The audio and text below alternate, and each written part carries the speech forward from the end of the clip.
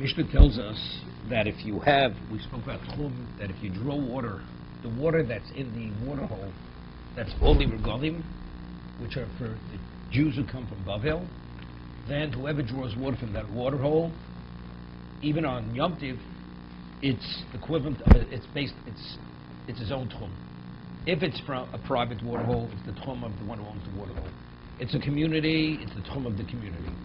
But if it's only regalim, whoever draws water, it's their tchum. That's the Mishnah. Okay. It's the extent of the one who draws the water. Itmar. So Rashi explains he drew water for his friend, not for himself. The moment he draws water for himself, it locks into his tchum. He did not. He drew it for his friend, as a shliach, as an agent. Rav Nachman Omar Karagli Mishnis Malo. Rav Nachman says it takes on the status of the one who was drawn on his behalf. Meaning like a shliach, shliach shem kaboso. It's like the person himself drew his own water. Rav Shesham Karagli Mamali. It's based on the tchum of the one who drew the water, although he wanted to be the shliach of the person. It doesn't make a difference. It's locked into the tchum of the one who drew the water. Okay? That's Rav Nachman and Risheshis. But what's the argument? Marsov biro defkeruhu. One is of the opinion that the pit, the water hole, is the water's ownerless. 1 second. And if it's ownerless, since Hamadbim Tzil Chavero is Lokona Chavero, so if I can't be your agent, so when I drew the water, who does it identify with? It identifies with the one who drew it. Marsav biro the shutfihu.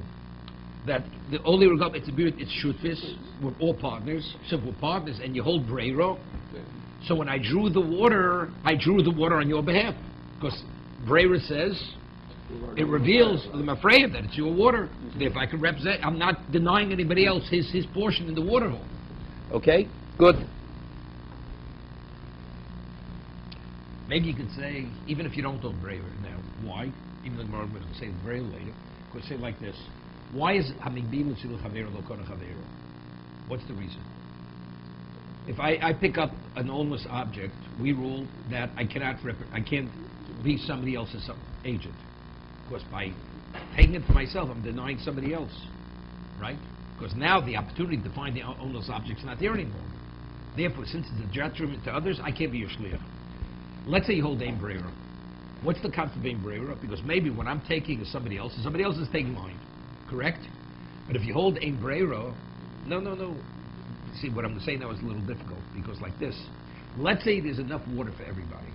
Let's say there's enough ownerless objects that anybody in the world can take. So me taking, I'm not denying anybody else. The opportunity continues. So over here, when I take my water, your water, let's say it's hefker. So what? It's hefker. But it's that. But we're talking about there's enough water in the water hole that for the only regalim, there's enough water there. So you're not denying anybody. So even to compare it to that case is a little complicated. You understand? So if it's hit by shutfish, you have to say breira. You have to say breira. Because otherwise, if I'm taking somebody else's, it's locked into his tchum. Right? It's his tchum. So, but if you hold breira, so when I draw the water out, whose portion am I taking out? I'm taking the portion who I'm representing. Hefker is a little difficult. So you have to say, because there's still a limited amount of water in there. So, right, it can't be for all the way to go. Let's say they go to one water hole, it may be empty. They have to travel to the next one to find the water. Esei Rav Nachman. Rav Nachman. Rav Nachman says it's kiragle mishin smalo. It's like the tchum of the one who was drawn on his behalf. Hareini olecho chayrim. Person says, I should be to you chayrim, off limits. Hareini, right? Chayrim hamudur also. The one who the net was made about towards that person, he cannot benefit from the one who made the statement, right? If I say to you, you cannot benefit from me. So who cannot benefit? The one who I said cannot benefit. That's the muder. What about Hare ato olai chayrim? What about he says, you're off limits to me? Hanoder also, right? Poshet. Hareini olech vato olai. He says, you can't benefit from me, I can't benefit from you. Neither can benefit from one another. 1 second. This is all in introductions. However, umetorim b'shal olei bovel v'asurin b'shal osair. Olei bovel, they're permitted. One second. We'll discuss this in a minute. Only bubble they're permitted, but if it's a community water hole, not. We'll see in a moment. What is considered the possessions of Oli Bovel? Harabayis, Halishochos, right? The Temple Mount, the rooms, Hazoros, the sanctuaries, Bor Shel Emtza Derech, the water hole. Ve'eluhen Shel Oseir. What's Shel Oseir? Harachov, the street, Beis HaKnesses, Ubeis HaMerchotz. Okay, takes up Beis HaMerchotz. That he says is Olive. He says Harachov Ubeis HaMerchotz, Ubeis HaKnesses. Excuse me. Yeah, further. V'yamrit biru d'shutfihu. If you tell me that the water hole is a partnership, I mean mutter. Why is it mutter? Right? We're saying, Rav Nachman says, why, when you draw out the water, why is it okay? Because when I draw the water, I'm drawing your portion, right? Because it's partnership. It has nothing to do with Magim Tzil Chavero, right? It's not, you're not taking it unless you take what's rightfully yours. Or Tenan, Hashutfin Shenodru Hanozem Izeh. Two partners, they each one makes a net, and neither can benefit from the other. And they own something jointly. We'll see. Asurim Likonas Lechotzer. They own the courtyard jointly, neither can go into the courtyard. Lirchotz Bebor. 1 second, base, he takes out something. Lirchotz Bebor, what?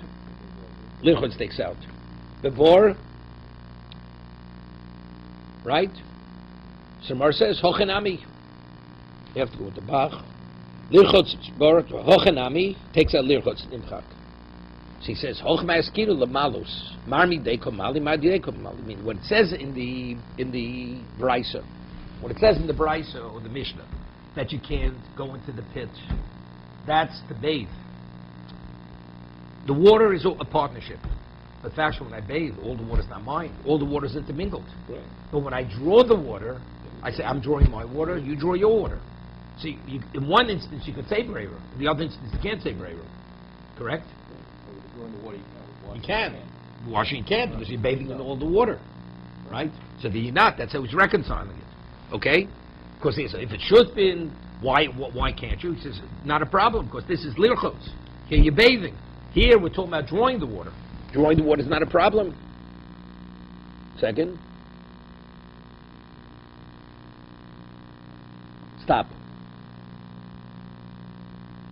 Now, when the Brisa says before, or the Mishnah says before, Mutar Mishaloli Bovel, Rasur Mishal Osair, right? So over there, that was okay. So he says, so the first Mishnah, when it says Mutarin, why is it Mutar? Because of what? Because of Breira. The second one, because you're bathing in it, it's not possible to say Breira. So let's talk a minute. Before we said, and this way the rule, regarding Doraisa, Dorish Mar Zutra, Doraisa we say Ein Breira. Tchumen, which are only Drabanan, we say Yesh Breira. Correct? So it's a Machlokes Tanoim Breira, not Breira. It's a question how you rule. So Rav Nachman is an Amora. He could rule by Drabanan, you say Yesh Breira. And by, so to reconcile the Mishnayos, the Gemara is saying, one is speaking about bathing, and the other one's speaking about drawing water. Right? That's how Rav Nachman reconciled the two. But the Gemara now is going to ask a question of Rav Nachman, which seems to be difficult. But so Rav Nachman Yesh Breira. If Rav Nachman's shut is that they're partners, why could you draw from the water hole? Because he holds Breira. Because the water that you drew out of the pit was your water. But where did Rav Nachman say his halacha? Personally, by Tchum, right? When you draw water out of the public water hole, could you take it wherever you want to take it? If I ask you to draw water on my behalf, right? Could you be my shliach? Rav Nachman says yes. Why could? Because if you hold Breira, you could be my shliach. Why not? Because the water you're taking on my behalf is my water. I'm going to take somebody else's water, right? But here, when we're talking about, the Gemara is going to ask a question, there, that's a doraisa. The Gemara now is going to speak. V'otanan, we'll see. Now, the halacha is like this. If you have an estate, if a man, the halacha is meiser, if an animal is owned by two people, you have a herd, a flock, owned by two people, and you divide, Shutim, the halacha is, it's not chayv b'meiser. Here, two people are partners in a flock. You have 10 cows, right? You have 10 new sheep born, and every one of the sheep there's a partnership. So normally you have an obligation to tithe the flock 10, right? Torah says it's only if it's owned privately, not in a partnership. We'll see Rashi, it's a posuk. It's based on a posuk. Okay? Now, let's say a man dies and you have an estate. They haven't divided the estate yet. As long as it's in the estate, even though multiple people are going to divide the estate, but if it hasn't yet been divided, you see it like one owner, and they have to take meiser. Once they divide, then, and now let's say subsequently there are going to be animals born, that's partnership already. I mean, let's say we divide, then we put it back together. We'll say now we're going to shepherd the flocks together, and we'll all be partners. That's a partnership, right? Okay? So we'll see. Now this is a rabbinic law. The Chacham say that.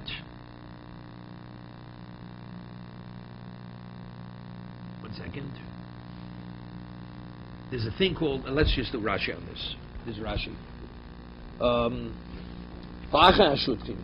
Rashi. Achim shein shutfis birushas avim. If two brothers, they're a partner in the estate. Shechayov mekalbon. Yeah, let's go a little further. We'll see Rashi. Where is it? It says if they're chay b'maisa behema, if they have to give like an extra piece of silver, we'll discuss in a minute, then that means they're a partnership. Meaning like this: what happens? You have matzah shekel. So when you give a matzah shekel, say rabbinically you have to give a little bit more. Each person has to give a little bit more. What about if I say to my friend, something, we'll give 1 shekel, not a half a shekel, for both of us. Do you still have to give, do we see it as 1 coin broken in half and you have to give each one, you have to give 2 little bit more? Or to say, since it's 1 coin, you only have to give 1 Talmud. Right? Because we say in the exchange some silver may be lost, some break off. So if you're giving 1 coin, you should have, it's per coin. But since the coin, you see it as a partnership, it's like 2 people giving the coin. So you see it as 2 coins. Let's say a father gives on behalf of his children. A father gives on behalf of his children. So the halacha is he only has to give 1 coin. Because it's coming from 1 party. But if it's 2 people, they say jointly, they give a coin together, since you see them as 2 people unrelated to one another, even 2 brothers, they have to give 2. So it says like this. If they have to give the extra little bit, so that they will be absolved from Maisa Behema, but if they are obligated, meaning if money is taken for the matzah shekel from the estate, and they'll be chayv Maisa Behema, P'tur min HaKalbon, because then you see it as 1 individual giving, and it's only 1 Kalbon per individual. Right? So let's see Rashi on that. Shechayovim beKalbon.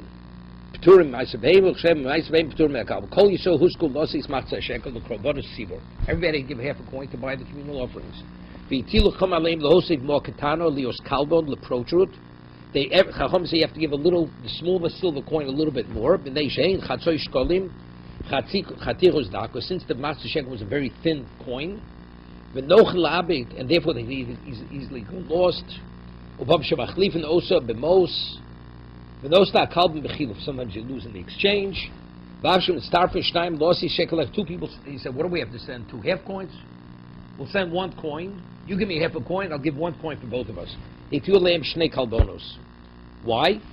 Because if you're 2 people, why should you be different than anybody else? We don't make any differentiations. 2 people send a matzah shekel, even though it's sent as 1 coin, each one has to add a little bit more. Shekel echod, shekel sholem, upotim achalban sheni. But the father, because the father is one entity, he's not 2 people. No, he gives a matzah shekel for each one of his sons, but he's giving it in 1 coin. He's giving it as 1 coin. So therefore, masa beim noig b'chol shana b'vlod and lodim. Every year you have to give meiser. Ve'eda shel shut v'turin havlod is meiser. Right, but if it's a partnership in the herd or the flock, kedan chorus kol. No, it's a rabbinic enactment. At the end of the day, you have to give more. No, so it says because really, if you give 1 coin, really it shouldn't apply to 2 people give 1 coin. But we don't want to make a differentiation between two people giving a coin, so we don't say when they give one coin, 2 coins, they have to give 2 kalbonos. But if the father's one person. It's not 2 people joining in a coin. So since it's emanates, it's not similar to 2 people. Even though it's given up for his 2 children, but it's coming from one person. Because they do 1 point, 2 people, that's the problem. That's the One issue. to give them up. The shepherd would give them If you give 2 half coins, then definitely you have to give 2 kalbonos. Because you're going to lose. Yeah, because you're going to lose on the coin. Factually, when you give 1, you don't lose on the coin. But the whole issue is because you don't want to differentiate. Because it's 2 people. But when the father gives, you don't see it. It's 2 people. Now why he's saying, why is a flock that's an important issue? Why is it part of Ma'aseh Behema? Because it says in the pasuk, called Peter Shega Behema Asher Yeh Loch. To you, so Loch is singular. V'lo sheshutz parchina v'bechor. It says by Behar also says, U'mishan imenu u'yin leBehar di'isa b'shutz. Behar could be a partnership, right? 2 people own an animal, gives birth to its first offspring. D'chsiv u'bechoros bekarchem b'tzonchem. It says in the plural, the firstborn of your ox, of your cattle and your sheep. Now, yochel afil abayis. What about if it's part of the estate? Tfis abayis is the estate, the undivided estate. We're going the inherited flocks and herds from the father. The state hasn't been divided, and before they divided, you had 10 new animals born. So you say, since ultimately the 2 brothers are going to divide, is that called a partnership? Or is that called one entity? So Talmud Loma Yer, meaning you see it as one. Hilkoch, Achim, Shein Shut, Mishut Shufosan, La'achim Chaluko, Kegon Shechozru V'nishtatfu, Chayav Mekalbon, Kishar Shonim, Hamis Chabrin, L'Shekel, Kishar Shnaim, Chabrin, L'Shekel, Sholim, Tur Ma'aseh Behema, the Shutim Balmanim. Let's say afterwards they divide the estate and they become partners in the herd of the flock. That's called partnership. Right. Okay? The bottle of Tfis Abayis, because since they divided the state doesn't exist any longer, right? But let's say the estate is intact. They didn't divide the estate yet. Because we see it still as the fathers. We see it as one entity. Okay, let's see.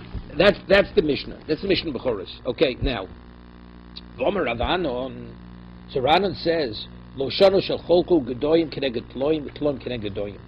It says when it says if they divided the state and they rejoin as partnership, it remains a partnership. That's only when they divided. They made an evaluation. Sheep and goats, right? Sheep versus goats, value-wise. 15 sheep, 10 goats, or vice versa. So really, when a person inherits, you inherit everything equally. If there's so many sheep, you have so many sheep, I have so many sheep. You have so many goats, I have so many goats. If it's not exactly divisible in half, you have 6.5 sheep, I have 6.5 sheep. Okay. So how do you take goats and I take sheep? You know what the answer is? It's not. Therefore, you can't say, that was meant to be mine. Right? I took yours, you took mine. Right? Even if you're bravery, you can't say it. But let's say I got goats and you got, we took an even amount. We have 10 goats. You take 5, I take 5. Sheep, you take 5, I take 5. In that case, Rabbanan says if you rejoin, the estate is reinstated. To one, and therefore, Yechai b'maiser. Yechai b'maiser. Because there, the estate is the same estate. Because it's not called lekuchos. It's not considered a purchase. If we evaluate it and you take sheep, I take goats, so we made a business deal. That's not the inheritance, right? I took some of yours and I gave you some of mine for some of yours. But if it's goats versus goats and sheep versus sheep, and we divide it straight down the middle, so what did I receive? What's that called? What I received? Yerusha. Right. So now if we join it together again, the Yerusha's back together again. So now if an animal is going to be born, right, from the goats or the sheep, Yechai b'maiser. Because it's not called a partnership. Wait. No, then if it was sheep and goats, and when they added and put it back together again, they're not going to be Chai b'kalbo. Okay? Now, But he says that's Rabbanon. Rav Nachman no, afilu chol gedoyim keneged goyim, tlo keneged tloim, ein omer zechelka magir b'shol rishono. We don't say, even if when you divide sheep versus sheep and goats versus goats, and put it back together, I still say I may have taken your goats, or you may have taken my goats. Okay. Therefore, it's called a purchase. Once it's a purchase, and you can't, a purchase means it left the estate. It's not called Yerusha anymore, so you can't come back. But if you hold, we just said Rav Nachman's Breira, what's the problem? Breira means what I get is mine, and what you get is yours. So it's not a purchase. So what do we see from Rav Nachman's statement here? The Rav Nachman doesn't hold the Breira. So why does Rav Nachman say when you draw water on behalf of somebody else, it's like the one who you drew it on his behalf? Of course, a Breira. We see Rav Nachman doesn't hold the Breira. That's the worst question, right? So I'm asking, what's the worst question? Before we're talking about Rabbanan, there's a Doraisa. Here we're talking about a Doraisa over here. We're talking Maisa Beima, right? Is this called a partnership, or is this called, or this is considered one estate? Okay. So that's a question. You have my difficulties.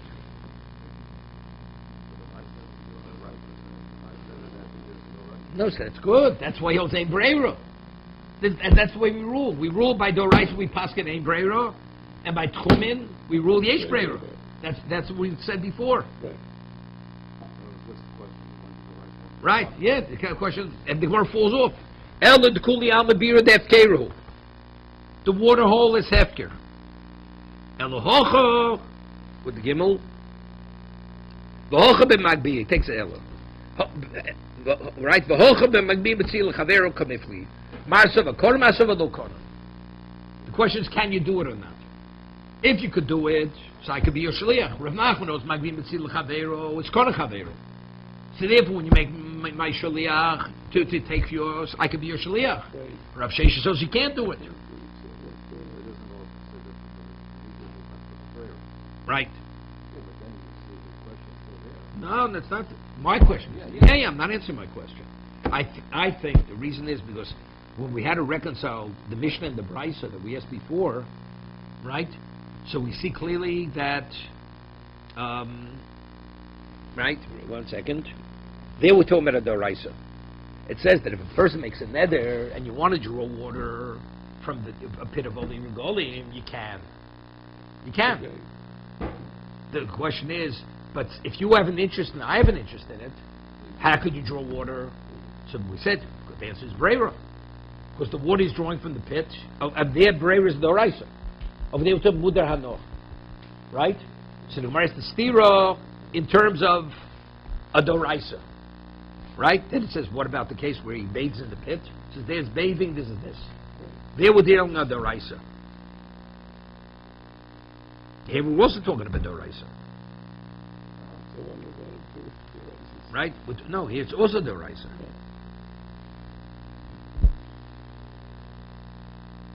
Because Rav Nachman says, here you chayav. You potter from Maisa Beima. Rav Nachman here says you potter from Maisa Beima. Right? That means it doesn't go back. It does not go back. But if you already explained me before, Yesh Breira, and that's the reason why you could draw water from the water hole when you make a neder. Right. So why, when you put the estate back, when you divide goats versus goats and sheep versus sheep, why aren't you chayv b'maiser? So you see, Rav Nachman's ein Breira. They're both Doraisas. That's the stira. It's not going to ask a steer from what Rav Nachman said before. But you have to see clearly. It's not because the pit is. If the pit is hefker, so right? If the yes, so he holds ein Breira. So before it said he could draw water from the pit, but you still have to say that. You have to. You say he can draw water from the pit. How can you draw water from the pit?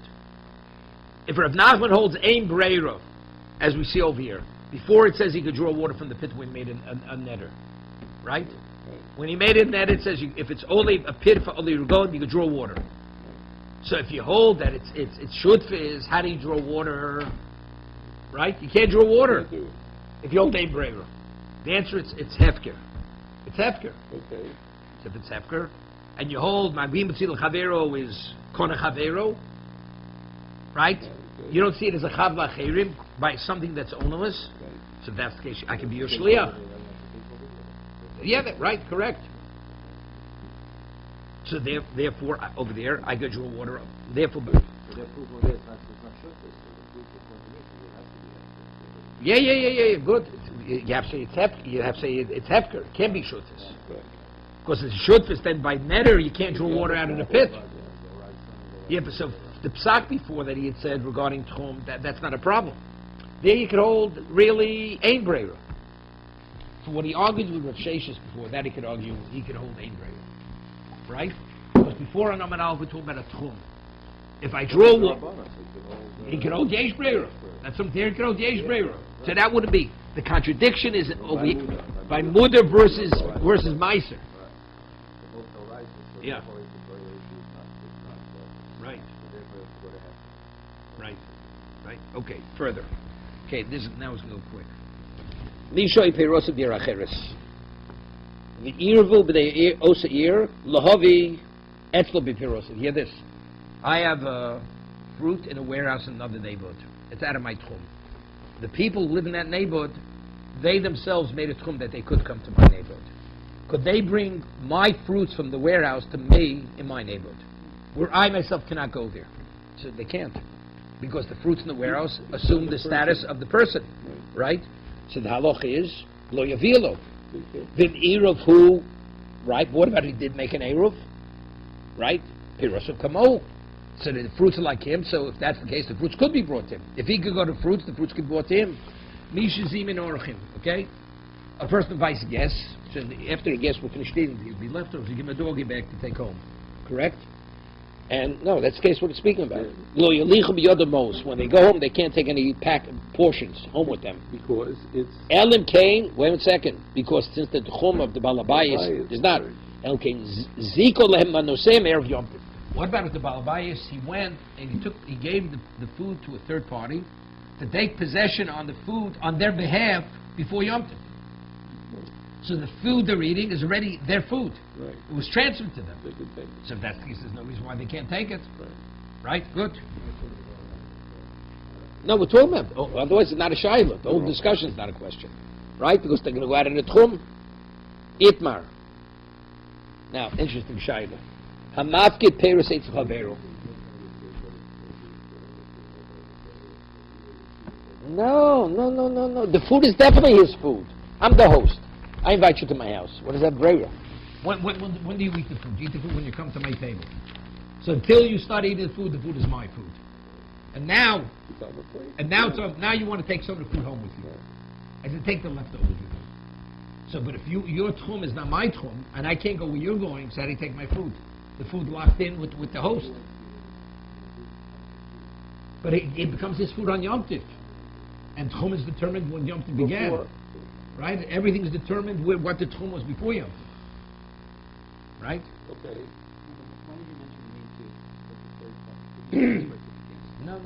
No, the guest is not here. Okay. If I own something, how do I transfer him unless he's here? If he's not here, so I can say to her, take possession of this on his behalf. Yeah, he was mazakeh for them. No, for them. It could be. No, Erev Shabbos. No, he says every of the yes, it could be Shabbos too, right? Where there's an Erev, right? And he says, I'm having guests tomorrow. They're going to be taken home. Take possession of the portion, all the food. Yeah. So the shliach he acquires on the behalf before Shabbos, so before Yom Tov.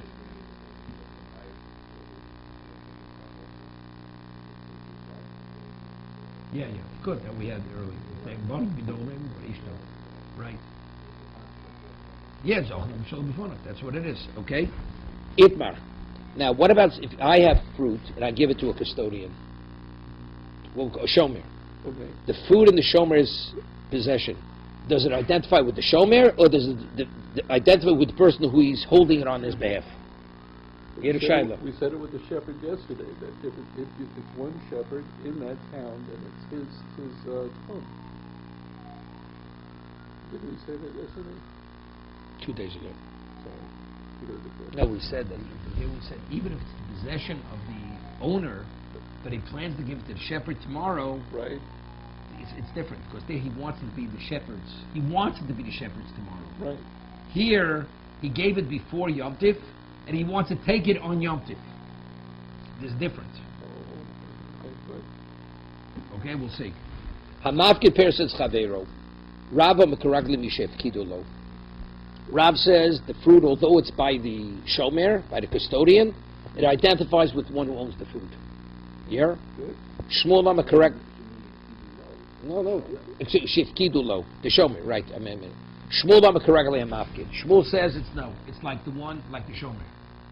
So Rav says it's like the one who, the one who, the shomer, the one who owns it, Lema Rabbi Shmuel does not tell me. Seemingly Rabbi Shmuel are consistent with a rule somewhere else. Interesting shayla. Not in Hichnis B'Shus Balachotzer. I bring my animal into somebody else's courtyard, and you say, "Could I bring my animal in your courtyard?" You say, "Come in." When he says, come in," does he mean to say, "I take full responsibility for your animal," or does it mean to say, "No, you're welcome to come in, but your animal's your animal. Therefore, if it causes any damage, you're going to be liable." Yeah, who has the liability of the animal? Okay. Right? Yeah. Did he become a shomer? When he says come in, did he become a shomer? Did he become a shomer? Okay. Right? Im hichlis b'shus balabayis chayuv. Even if you had permission to come in, the balachotzer chayuv. If anything should happen to the animal, the balachot, the one, I mean, the shomer. The balachot is a shomer, so he takes on responsibility. Right, if something happens to the animal, the animal does something. Also, you're responsible. You're responsible to take care of the animal. Right, let's say the animal goes and damages the balachotz's property. He has no liability. The one thing takes... Right, balachotz chayiv. Rabbi Omer lo lameinu chayov, achikabel balabayis lishmor. Unless the balachot says, "I am agreeable to become your shomer," But it's just, I give you permission to bring it in here, but it's yours. I have no responsibility towards your animal. So if it causes any damages, you better watch it. So if you don't watch it, you can have liability, you can have financial liability. didn't we have it in another place that everybody's responsible for their own, everybody's chayav in their actions? That's a human being. There's the animal. There's moment Well, amazik. But if it's a shore that damages, you come after the owner of that shore, not the person who structures it. Let's say I have an animal. It breaks out of one middle of the night, goes damages. Is the owner of the animal liable for the damages of the animal? Yeah. No, because I'm not negligent. How was I know that the animal's going to break out of the barn? I lock the barn and it breaks out. Thieves break open the barn middle of the night. Now the animal goes out and damages. You're not liable. It's an explicit Mishnah, right? You're an expert in the Zikr. Okay. Okay, so you're not liable. You're only liable for moment mazik when your acid damages because you did not act responsibly to watch over your money. That's why you're liable. Okay. So if I come into your courtyard and you say, I will be the showman. The one who has the courtyard.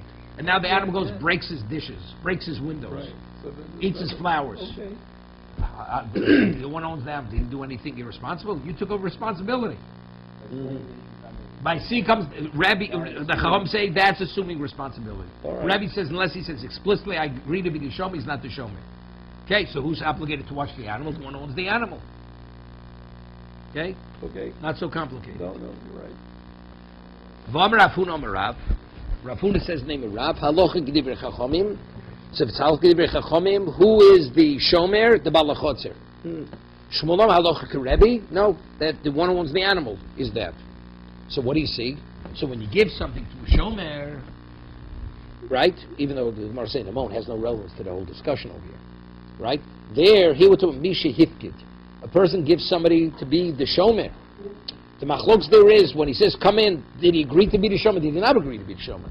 Right? There's no relevance. So the Gemara says, Leimer Rav Doma Karabonon. Ravu says that it's considered, it locks into the tchum of the shomer. He's going like the Chachamim, right? That the one who owns the animal has no responsibility. Shmuel Doma Karebi. And Shmuel says that it retains the identity of the owner. Amalach Rab no, Anodam Efilu Rebbe. Adkom Rebbe Hosam Elo Dibstama Lokobaladen to Russo. Unless he says explicitly, I agree to be the shomer, he's not the shomer. That's the discussion over there. It has nothing to do with what we're talking about. We're talking about a regular shomer. A shomer agrees to be a shomer of my fruits. Do the fruits lock in with his domain or not? That's not what this guy has no relevance over there. I can hold even like the Chachamim.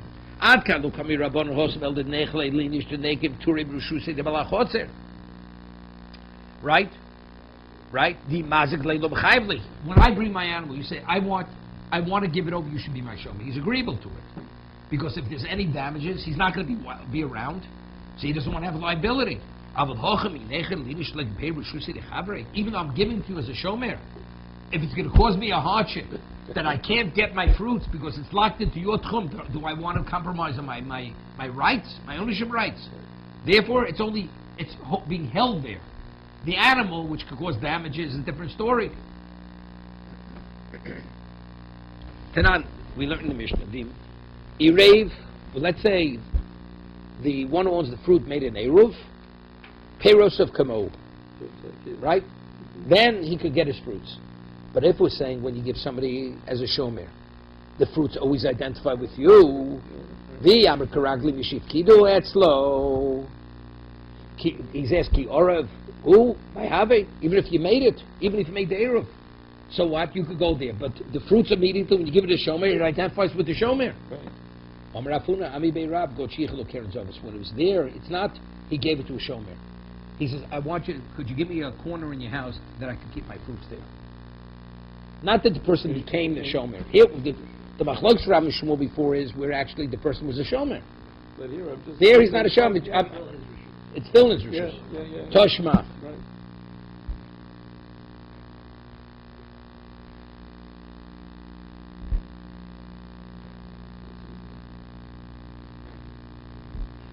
See, the Gemara could have asked the question differently, given the same answer.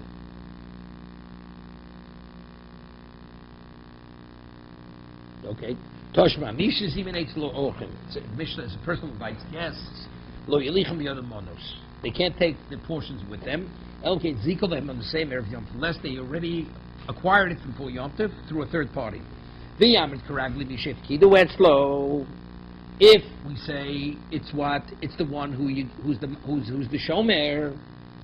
If kidu etzlo, kizochem ayidei acher my have. Right? When he gave it to the third party, what is it? Hochanami, right? Factually, it's staying in my domain. Staying in my domain. Where was the fruit? It was on his table or in his cupboard. Right? So what does Zika help? The answer is no.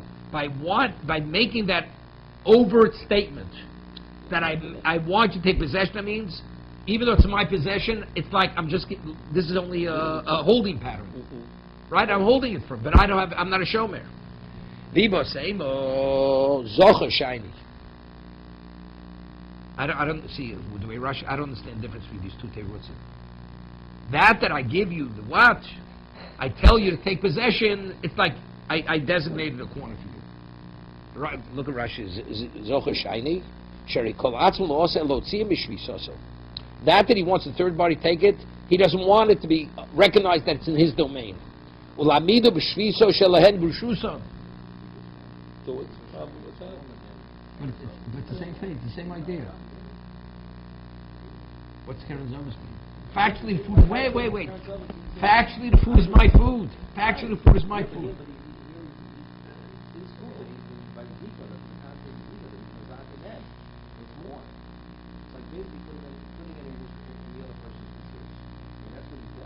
Yeah, you're right.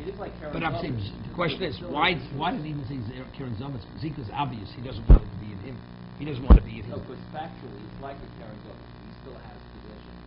As opposed to the Chutzner, who's going to be a Chutzner, or he's giving the tailors to somebody else.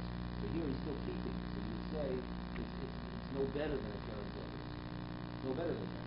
Or it says no, because Zika is strong. That's Okay. Yeah, Okay. Not enough time to discuss it. Rav Chana ben Chiloi told the Bisra Avro de Dosha. You hear this? He took a side of beef and he hung it on a door. Like there was a hook there, he hung it up beside a beef. Oskam Garafu, no? And he came before Rav Huna. Rav Chana Berchin Loi, Omalei, I atolis zilshkol. If you hung the meat there, you have a right to take the meat. So the Gemara right now thinks it's because it's a tchum issue. V'inu toluloch, but if they did it on your behalf, then you can't take the meat. Right? When they hung it on the door, who did they hang it for? They hung it for you. But yet Rav Huna differentiates between if you did it yourself or they did it on your behalf. V'iu tolo bishokil. And if he hung it himself, is he permitted to take it? For Rav Huna, Talmud de Rav Hava. Right? Rav Huna was a student of Rav.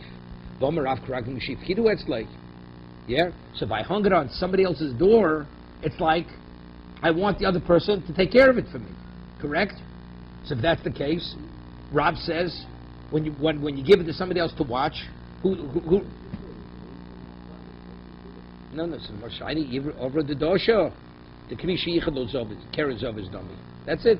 The door is my location. But if they hung it, he told Rav Huda says he can't take it. I have a mishmul shor shel patam ari koragli kolodom. The guy's a butcher, right? When what is he cutting up the meat for the customers? So if that's the case over here, even if they hung it on the door, why can't Rav Chana Berchin Loi take it to where he's going? The man is selling meat. It's like the man who fattens oxen to be sold. And we said over there, whoever purchases it, it's his. Right?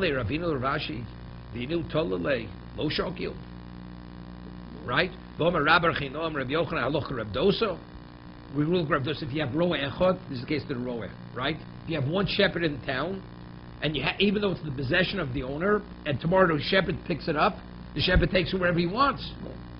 So if over here they had in mind that tomorrow Rav Chana Berchin Loi is going to take the meat, so it shouldn't be a problem.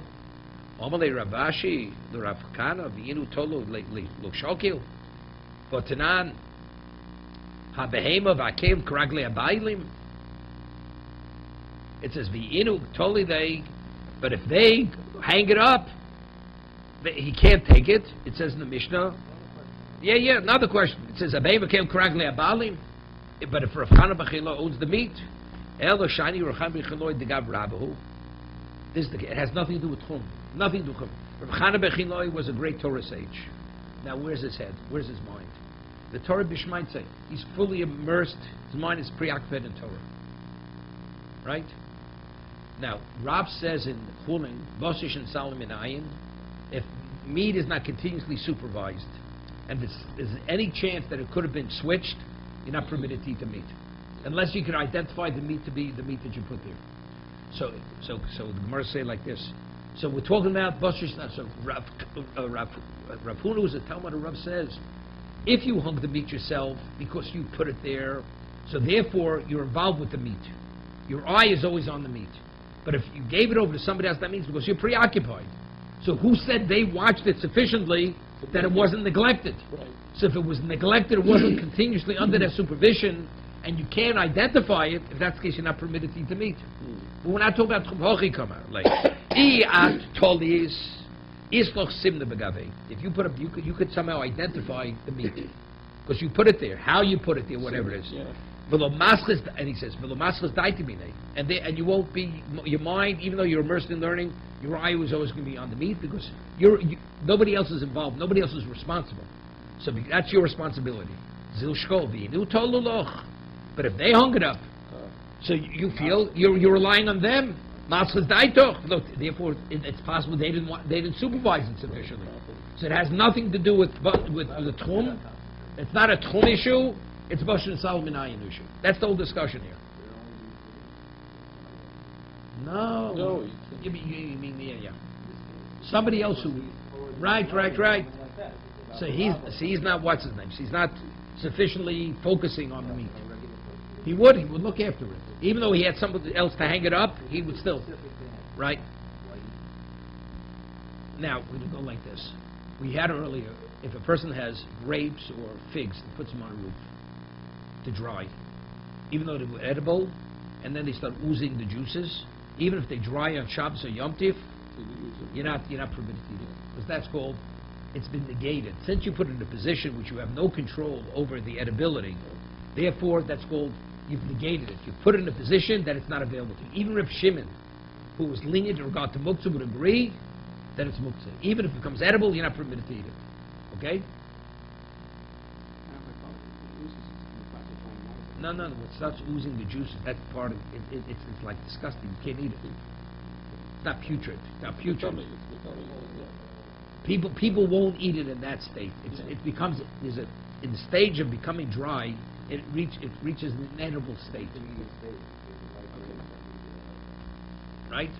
So because and the process when it will be finished is not controlled by you because it's the sun, right? Therefore, he put it in a position basically where it's out of his control. It's negated from a food item, putting it there. So it was not baked before you? No, even it started. He put it on. What's his name? He put it on. It was edible when Yom Tov began. Before Yom Tov. Before Yom Tov. Before it was put it on the roof. Now it starts oozing. Yom Tov afternoon, it's fully dry. Reb Shimon says you cannot eat that. Because not because it got transformed. Because you didn't know initially when it would be available to you. You didn't even know if it would be available to you. Right? Because you had no control. You wouldn't have eaten it. So there was a time it was off limits, and you never knew when it would become edible. Right? Therefore, it's off limits. So we have a similar case over here. A mashkin v'shochnes amidborios. There's certain animals. It's the same animal. There's some animals they graze out in the wilderness on Yom Tov. So it says you're not permitted to water the animal and slaughter it afterwards. Avol mashkin v'shochnes habaisos. But the domesticated ones, we'll see what that means. You could water them and slaughter. They're not muktzah. Eblei and baisos. What is considered the domesticated? Let's say the cow. All right. Halonas beer, meaning during the day they graze out in the wilderness. At nighttime they come back. They come back to the city. They're within the city limits. Midborios, halonas befer. The ones that are considered like undomesticated, they're out in the wilderness even at nighttime. They didn't come back into this. So therefore, we'll see in a moment. Loma, now the question is, if we're talking about what's muktzah, what's not muktzah, what do we have to talk about? You water it, or you slaughter it. Let's talk about it. Is it muktzah, is it not muktzah? Right? So now the Gemara says, it's teaching me something about a person who deals with animals, what to do before you slaughter an animal. It's good advice. What's the good advice? So Rashi explains, the hide of a cow, or a sheep, whatever it may be, it just doesn't peel off easily. So, but you want to peel the hide off easily, so what do you do? But if you give the animal to drink water before you slaughter it, that will cause that when you slaughter it afterwards, the hide will detach naturally from the body. Once the animal is killed, it detaches easily.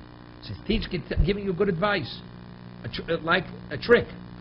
Water it and then slaughter it. Right? It goes to water slaughter. Okay? So therefore, the lishkin ish be'emto v'hoda lishchot mishum sircho de moshcho. Because of the attachment of the hide. Now you understand now. Well, you know what a sircha is? Yes, a sircha. Sircha is an adhesion on the lung, and that causes the animal. It's called a sircha. So sircha usually it's into lesion. It's an adhesion. Do you see? It's sircha de mishcha. The hide is attached, is like glued onto the. It's adheres. Not I'm saying on the line, it's not a cut. It's mucus. If you ever look at it, it's mucus. But it's as a result of there was a hole there and it oozed, and then after it healed, it's a temporary, it's like a patch. But under that patch, there's a hole. That's a sircha. Right? This is anatomy. Norman took it. Before he became a veterinarian, then eventually became a doctor for human beings. Okay, Tanur Abonon. We learned in the Brisa. Elohein midborios. What's considered the animal which is muktzah, which we call the desert, the wilderness animal? Ve'elohein baisos. What is the domesticated? Midboros koshiotzes bepesel. Listen to this. It leaves the community Pesach time. It's spring, right? Leaves the spring. Ros be'efer v'dechosses b'rishona. It leaves in spring. You don't see these animals again until Cheshvan, the beginning of the winter. They're out till winter. That's midborios. So if they're so out of touch, like gone. So somehow you go and you come upon such an animal, Yom Tov, you cannot slaughter that animal. Ve'elim baisus koshiotzeros chutz l'tchum v'lonos ubos los tochat tchum. Every night they graze out of the tchum, and night they come back. Right? So that you have it's your mindset that they're going to be available to you. The others are not available to you. They go out in the spring, they don't come back till winter. Rebbe says no. Elav baisus. Yeah, the ones that go out in spring come back in winter. That's called baisus. It's not muktzah. Ela midborius. Hear this? Kol shiyotzes v'ros be'efevei neftos l'ishuv lo b'mosacham lo b'sak shomi. They never come back. Hear this? So a person's camping out in one of these national parks, and he comes upon what's his name? An animal. These animals are they're there all year. And Yom Tov, there's no range of watching. You want to slaughter one of the animals, right? So the question is, a muktzah is not muktzah, right? Forget about stealing. Okay, is a muktzah. So that's what we're talking about muktzah. The animal that never comes back. But if they come back, even from spring to winter, that's not muktzah. So if we're talking about muktzah, Rebbe's talking about this. Mehisle Rebbe muktzah. Seeing if Rebbe doesn't know the muktzah, even the animal that goes out and doesn't come back, it shouldn't be muktzah. Why? If Rebbe holds like Reb Shimon, listen to the story. But boy, Reb Shimon, Reb Shimon, the son of Rebbe, posed the question to his father. Patzile Tamra, Reb Shimon Mao. There's certain dates that don't ripen.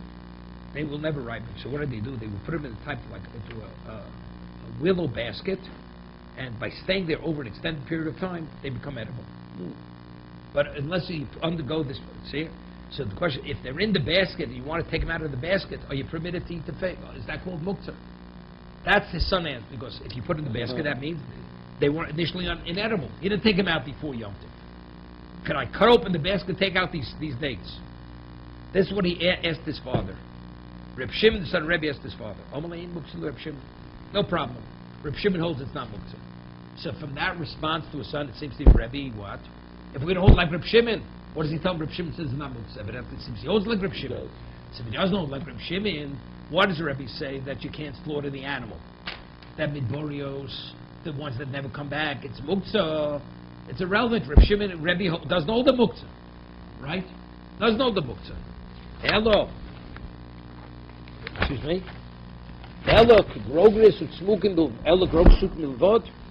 Right? He says, he said to his son, Rebbe Shimon doesn't muktzah, only grogsh u'tzmukim.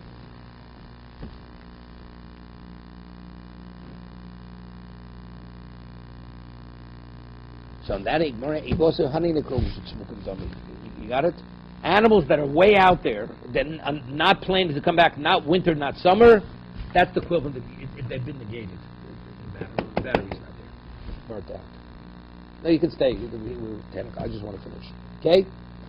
What's the whole concept of grogers smukim? Grogers smukim is because you put it in a position, it's not available to you. And you don't know when it'll ever be available.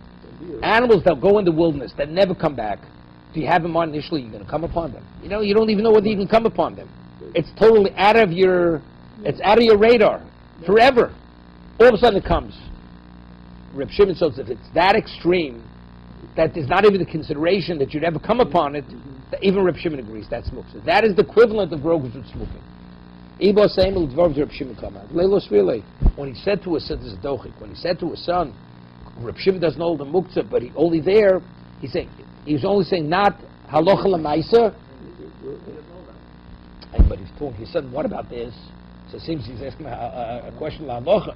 He says, no, he's telling Reb Shimon this wouldn't be a problem. But not that he's telling him that he could eat. Ibo Samuel Dvorv de Rabbona Kamalu. This is like this. Lididi, my position ain't muktzah. So even the ones that come from the wilderness, you could slaughter. El ditchu odlas miyas heichod yotzes voros bepesach. But minimally, you should agree to me that if they go out in the spring and they come in the chlas b'rvi rishona, the bais is saying, you should agree with me. Those that are considered domesticated shouldn't be muktzah. They'd have to come back. Okay, I read it. I'll say it till the last. Omrule Rabbona lo. I disagree. Okay, so we'll make the